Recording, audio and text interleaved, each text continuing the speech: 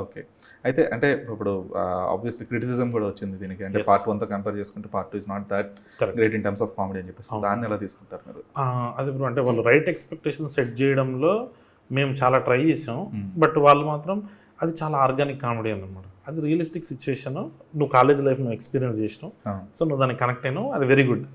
ఇది ఆ సినిమా కాదు. దీనికి ఒక బాయ్ ఉన్నాడు. లైఫ్‌లో బాయ్ ఎక్కడ ఉంటాడు బ్రో? అట్లాంటి పోలీస్ ఎక్కడ ఉంటాడు? సో ఇదొక అంటే ఒక ఫ్యాంటసీ ఎలిమెంట్ లాంటిదే ఇది. ఒక ఫిక్షన్‌లోకి వెళ్ళి హ్మ్. మనం కొత్త సెటప్‌లోకి తీసుకెళ్ళాం. బట్ మీకు తెలిసిన క్యారెక్టర్లు వస్తున్నాయి అంతే. సో దీన్ని ఎంజాయ్ చేసేటోళ్ళు దీన్ని ఎంజాయ్ చేస్తున్నారు. ఐ డోంట్ థింక్ క్రిటిసిజము నేను ఫస్ట్ టైం బ్రో అప్పుడెప్పుడో హ్మ్. మా చాయ్ బిస్కెట్ అనురాగ్ అన్నతో అన్నమాట. అన్న నాకు నచ్చలేదన్న బాహుబలి అంటే ఆయన ఒక పాయింట్ ఆఫ్ వ్యూ చెప్పాడండి నాకు.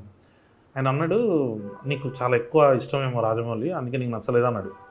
అంటే నాకు అర్థం కాలేదన్న. ఎక్కువ ఎక్స్‌పెక్ట్ నువ్వు చేస్తారు. నువ్వు చాలా ఎక్కువ ఎక్స్పెక్ట్ చేసినావు ఆయన దగ్గర నుంచి. సో అందుకని నీకు నచ్చలేదు. నార్మల్ ఆడియన్ అలా చూడట్లేదు.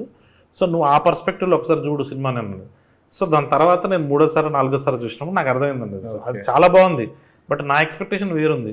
సో నేను అసలు వేరే ఏదో ఎక్స్పెక్ట్ చేస్తున్నాను దీంట్లో నుంచి అని. సో నీ ఎక్స్పెక్టేషన్ నేను రీచ్ అవ్వకపోవడం ఐఎమ్ సారీ మేబీ. బట్ నేను అనుకున్న దాంట్లో జనాలందరూ కొత్త వాళ్ళు ఇప్పుడు ఫ్యామిలీస్ వాళ్ళు వచ్చినప్పుడు వాళ్ళు ఎంజాయ్ చేస్తున్నారు లేదా? వాళ్ళు ఎంజాయ్ చేయకపోతే ఇంత రెవెన్యూ రాదండి. Yeah. అంటే థియేటర్లో ఫస్ట్ అంత వీకెండ్‌కే బ్రేక్ ఇవ్వడం అనేది మామూలు విషయం కాదు. అవునండి. హ్మ్.